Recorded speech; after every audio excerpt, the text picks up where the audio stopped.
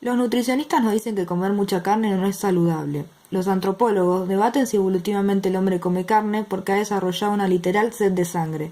Los científicos de la industria alimentaria tratan de buscar combinaciones químicas simples que maticen el sabor de la carne de manera de hacer los sustitutos más apetecibles. Carne viene del latín caro, mientras carne significa de carne.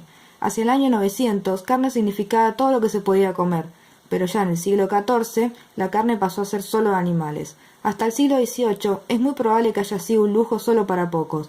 Un siglo más tarde, con la aparición de pasturas artificiales, la crianza científica y sobre todo los trenes y barcos refrigerados que facilitaron el transporte y evitaron la necesidad obligada de preservar en sal, fue un camino de ida hacia el asadito de los domingos. ¿Por qué comemos carne? ¿Cuál es la ventaja de comer carne?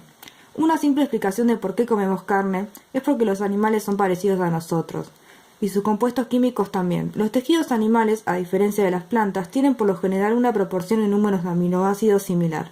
Otra ventaja que radica es el alto contenido proteico de la carne. El aparato digestivo de cualquier bicho es también una señal de qué come o de qué comía cuando estaba vivo. La longitud del intestino nos puede dar una idea. Los animales vegetarianos tienden a tener unas tuberías más largas que los estrictamente carnívoros, ya que es un poco más complicado digerir las plantas y sus fibras. Un animal omnívoro como nosotros tendrá intestinos de longitud más intermedia. Como consumidores valoramos la carne por su suavidad, aroma y jugosidad, características que dependen, además de la preparación, de la crianza y del sacrificio del animal. El ganado de pastoreo se ejercita por el obligado recorrido para conseguir su alimento. La actividad física fortalece y endurece sus músculos por la acumulación del rígido colágeno. La carne que se obtiene en estas condiciones, por lo general, es más dura que la proveniente del ganado estabulado que no se ejercita.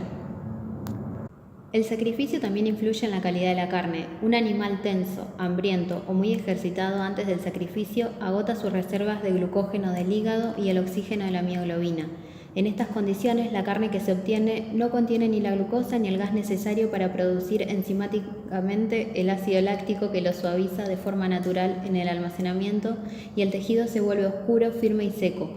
Contrario a esto, un animal relajado conserva su glucógeno y oxígeno y produce el ácido que, además de favorecer el ablandamiento de la carne, lo protege contra patógenos y facilita la acción de las enzimas que sintetizan compuestos responsables del aroma y el sabor. Antes del sacrificio, al animal se le aplica una descarga eléctrica que lo hace perder la conciencia. Una vez sacrificado, se lo cuelga de un gancho y la sangre, que representa aproximadamente el 8% de su peso, se drena y se recolecta, excepto la del corazón y las de los pulmones.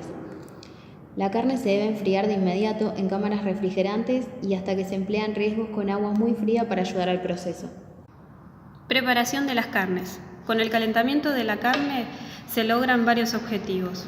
El rígido tejido conectivo se convierte en una suave gelatina, se desneutralizan las proteínas del músculo y se incrementa la biodisponibilidad de sus aminoácidos, los aromas y sabores apetecibles, se destruyen microorganismos, sobre todo en los patógenos. Se recomienda que las carnes duras de red con alto colágeno y las compactas pechugas de pollo alcancen 15 segundos a 75 grados en el centro geométrico de la pieza, y las carnes más suaves y magras, como el pescado, a 63 grados. Por su distinta composición, la conductividad térmica del músculo, del tejido conectivo, de la grasa y del hueso son muy diferentes y, en consecuencia, su comportamiento de cocción. Esto influye hasta para localizar un termómetro en una pieza grande, como por ejemplo un pavo al horno. Si el termómetro se lo ubica en la grasa, puede indicar una menor temperatura, contrario a lo que indicara si se lo coloca pegado al hueso. Por eso es mejor ponerlo en el músculo. ¿Qué es la mioglobina en la carne? Es una proteína responsable del transporte y almacenamiento del oxígeno dentro del tejido muscular. La mioglobina es el principal pigmento de la carne y del color. En cada caso, a la carne se la designa como términos como azul, que es apenas cocida en el exterior y cruda y caliente por dentro, que requiere una temperatura entre 52 a 57 grados. En términos medios, el corte está bien cocido y por fuera, y rosa intenso a 60 grados al centro. 3/4, la carne luce rosa tenue y con una temperatura de 65 grados. Y por último, bien cocido, completamente gris café y con una temperatura interna de 70 grados. Los músculos están llenos de agentes deleterios, pero la forma en la que más se contaminan las vísceras del sistema digestivo es el sacrificio. Luego, los utensilios, el transporte y el almacenamiento. Entre más manipulación, mayor grado de contaminación. Por eso la carne más sensible es la picada. El desarrollo de microorganismos es muy rápido, debido a que la carne tiene una actividad de agua del 0,9, una gran abundancia de nutrientes lábiles y un pH neutro de 6,8. Los patógenos echan a perder las carnes por diferentes rutas. Por ejemplo, la lisina pasa a cadecina formando una película gelatinosa. La arginina pasa a putrescina generando olor desagradable. Y por último, la cistina se transforma en ácido sulfhídrico que reacciona con la mioglobina y forma sulfomioglobina de color verde y olor a huevo podrido. Uno de los patógenos más peligrosos es el Clostridium botulinum, que se desarrolla en las carnes enlatadas o frescas envasadas al vacío y puede producir intoxicaciones graves, incluso la muerte.